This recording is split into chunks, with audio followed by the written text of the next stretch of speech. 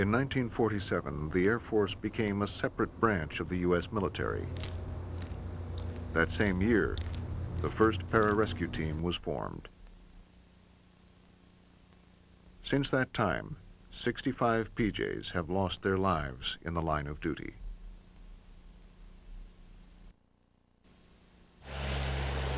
There's a C-5 aircraft inbound with the major battle damage. The C-5 is splashed down. There is wreckage. The survivors are in black one-man rafts. Medical condition unknown. When a military transport is forced to ditch in enemy waters, it takes a special kind of rescuer to go after the survivors. Someone not only trained to save lives, but willing to die trying. Hey, we're just passing a beam and target. I can turn in whenever you're ready for the deployment. Thunder is away.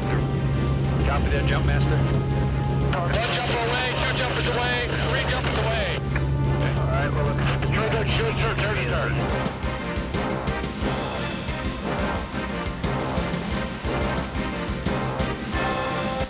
These men belong to the most elite rescue unit on Earth.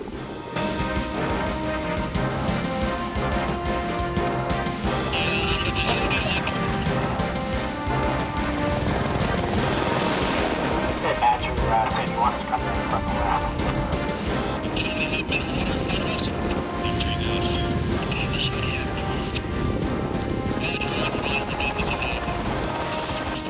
Their job title is Pararescue. PJ's up. But it might as well be hero. Their motto, that others may live.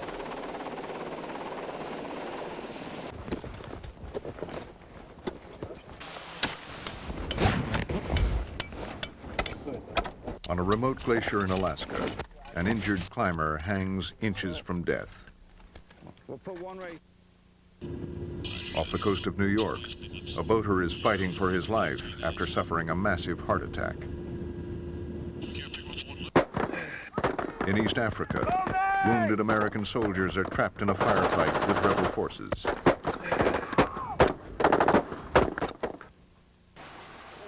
Rope. 3 places, 3 crises, with one thing in common. Tango, we're right on the ground. We have one the men survivor. who come to the rescue. Ambulatory. The U.S. Air Force's Pararescue Men, better known as the PJs. Put the IV in. Part soldier, part medic, a PJ is an armed angel of mercy. Go ahead and breathe in for me. They're the most versatile rescue specialists in the world. Any place people can get into trouble, a PJ can go after them. PJs go where other search and rescue teams can't, thanks to these.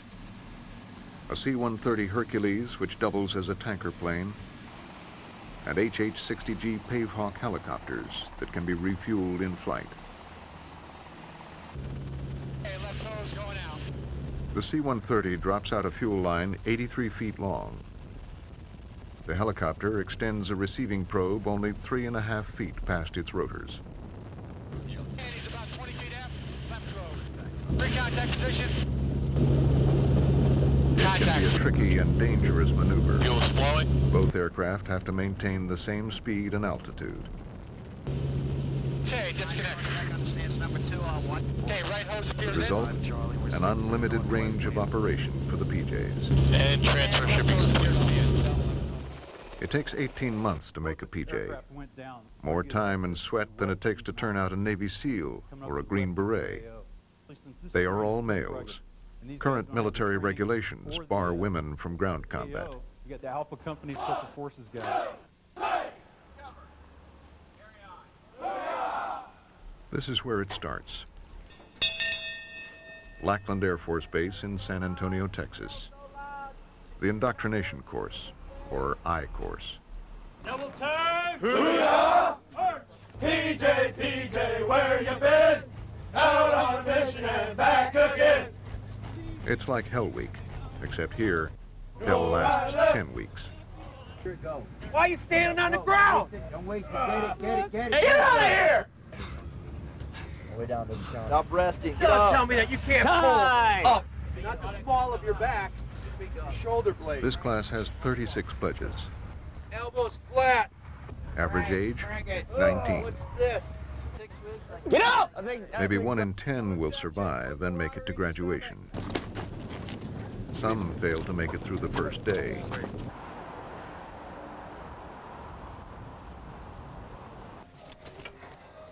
It's the end of the pipeline. PJ, how'd it go? 92 trainees went into this class.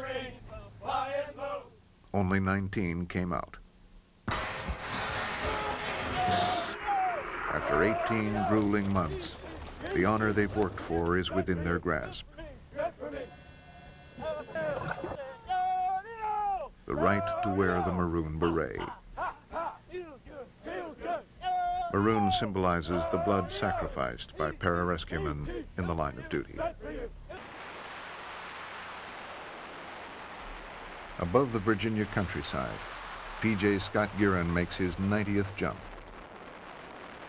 The first 9,000 feet are freefall. At 3,500 feet, he pulls his ripcord.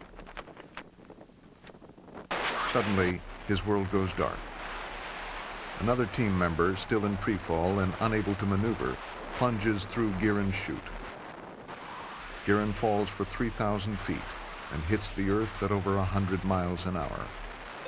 I was pretty badly injured. I know the guys got to me as quickly as they could and got me to the hospital and had to give me a cricothyroidotomy, which put an airway into my throat so I could breathe. Gearen's skull was fractured into pieces. His nose, cheekbones, and eye sockets were crushed. His face swelled to twice its normal size. For 3 months, Gearen didn't set foot outside the hospital. All he thought about was getting back to being a PJ. The Air Force was ready to cross-train me into another career field, so it was a fight in that aspect to want to do my job and to be able to do it. Once back at home, Gearen hit the weights and the track. Less than 18 months after his accident, he was jumping again. It was pretty scary. I asked the guys I was jumping with that I wanted to be the last one out of the airplane and just be by myself. Each time a PJ jumps, he makes a leap of faith. He never knows what's waiting on the ground. On a sweltering afternoon in East Africa, PJs plunge into their worst battle in a quarter century. An elite U.S. Army force stationed in Mogadishu sets out to capture a band of Somali warlords. Instead, the Americans are pinned down by Somali militiamen. Blackhawks arrive with a team of PJs to evacuate the wounded. Seconds after landing, the PJs themselves start taking hits. Sergeant Fales was limping back. He'd been shot in the leg,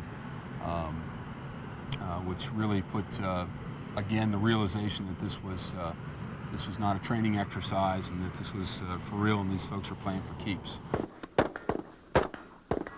Master Sergeant Timothy Wilkinson was rescuing an injured crewman from a downed Blackhawk when lead started to fly around the cockpit.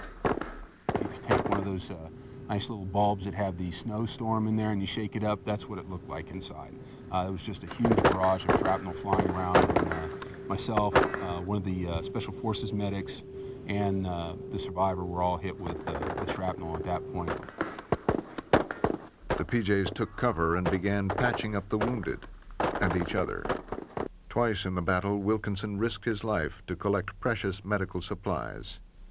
A witness credited him with saving at least 4 lives. For his heroism, Master Sergeant Timothy Wilkinson earned the Air Force Cross. It's the height of the space program, and Houston has a problem. Over the vast North Pacific, Gemini 8 is forced to abort its mission. PJs stationed in Okinawa spring into action. As the capsule hits the water, the PJs move in.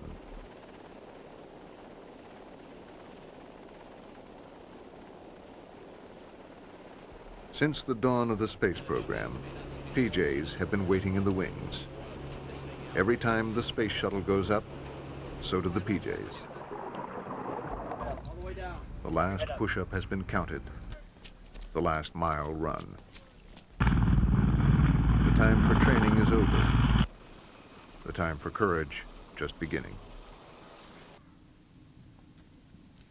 As he dons the maroon beret, each new pararescueman recites the oath that will guide him throughout his career. It is my duty as a pararescueman to save life and aid the injured.